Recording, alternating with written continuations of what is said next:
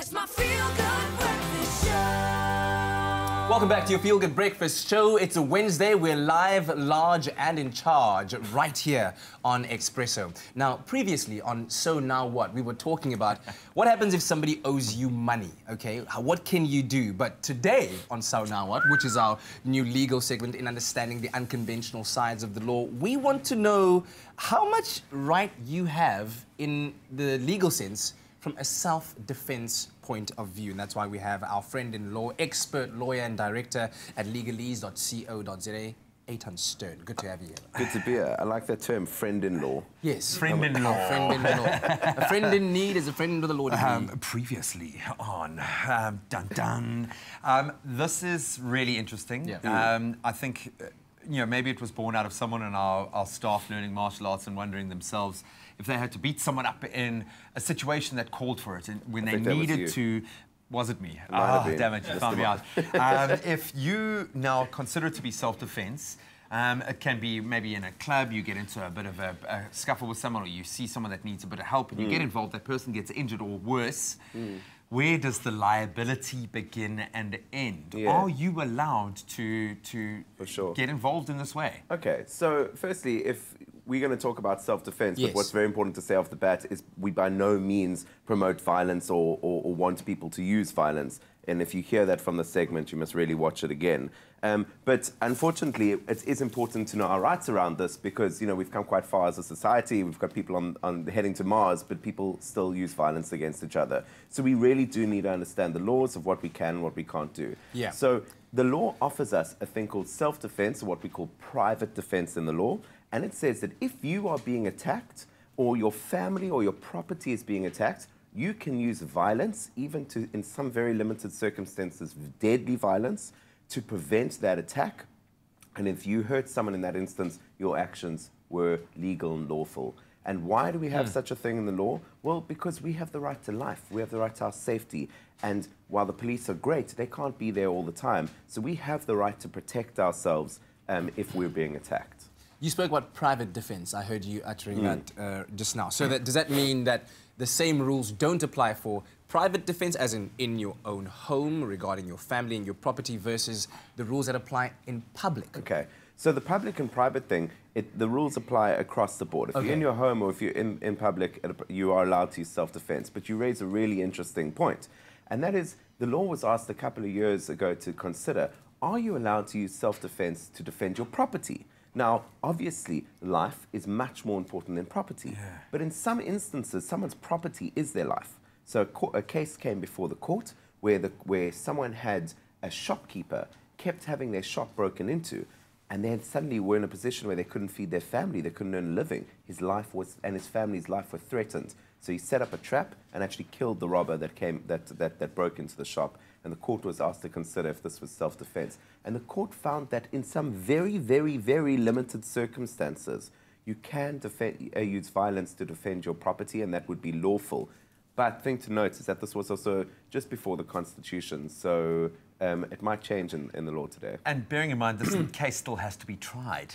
This still got to go through the legal process. I think one area where it certainly comes to bear, and a lot of people thinking about this, when defending someone else, do the same laws apply? I'm walking down the street, someone's being attacked, and I step in to help. Sure. Okay, so you're allowed to use self-defense to defend other people, your family, or even strangers. But that doesn't mean the law is giving you the right to go full Sylvester Stallone on anyone that you don't like. What they say is that your actions have to be reasonable, and we use what's called the reasonable man test, or the reasonable person test. And you might recognize this from our old buddy Oscar Pistorius. Yeah. So he shot through the door, and he said, I was doing it to protect myself and my girlfriend, and that was that was him defending himself. And then the law looked at it and said, well, was this the actions of a reasonable person? Would a reasonable person have acted in the same instance? And then they look at certain factors. Was the attack imminent? Was the attack there to protect your life or your body or your sexual integrity or your property? Could you have used less violent actions or yet less force in order to protect yourself? And, was it reasonable in the circumstances? So the law will look at that and judge it on a case-by-case basis to see whether you were in the right or whether you're in the wrong. Oh, man. Dun, dun, Oh, dun, dun. I love it. Okay, all right, we're going to continue our conversation with Eitan on the other interesting. side of this news update. Only you can make my day. All right, okay, we're back again with Eitan Stern, our friend in the law. Previously. Expert So now lawyer what? and director at Legalese, and we were talking about self-defense a little bit earlier on, but now let's touch on an issue that I think is very relevant to what is happening right now. I won't divulge too much into the specifics of it. You can make up your own mind about it, but let's say that you've managed to catch an attacker or someone in the act of committing a crime, okay?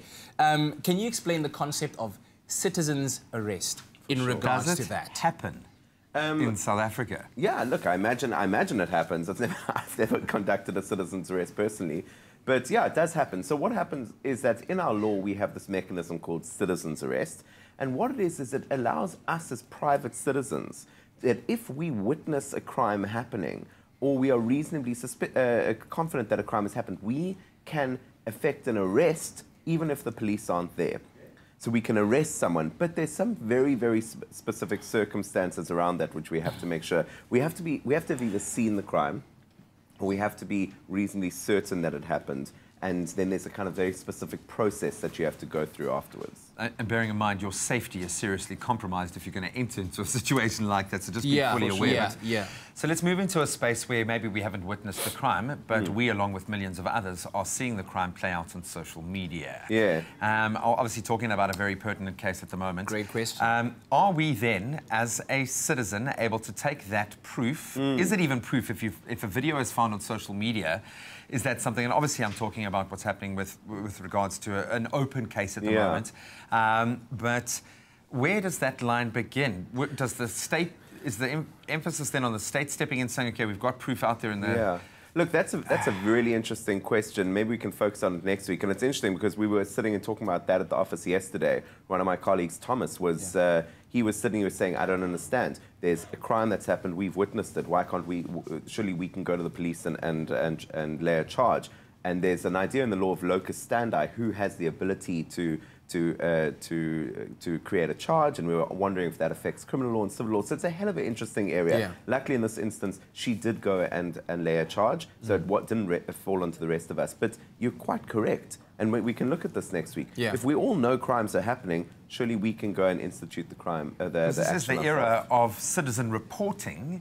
Yes. We're covering it. It's the world. We've got the power of the smartphone. I mean, she used it in a very powerful way to in some way start that process for herself. But it's a bit of a slippery slope that you're heading down, which again we can focus on. Yeah, But, we'll you know, unpack that in that's for the season finale. Next time on So Now What. But right now, so if you were under the correct circumstances about to take on a citizen's arrest action, what is the process? What do you need to do? Okay, Yes. so there's a very clear process, and if you mess it up, you're not conducting a citizen's arrest, you are in fact a criminal. So, as I said, the crime needs to be imminent, needs to be happening, or you need to be extremely certain that it has happened.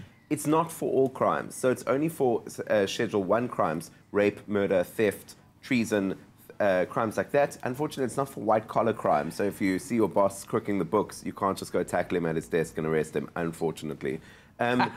Then you need to warn the person. So you can't just take the person down. You need to let them know what's happening.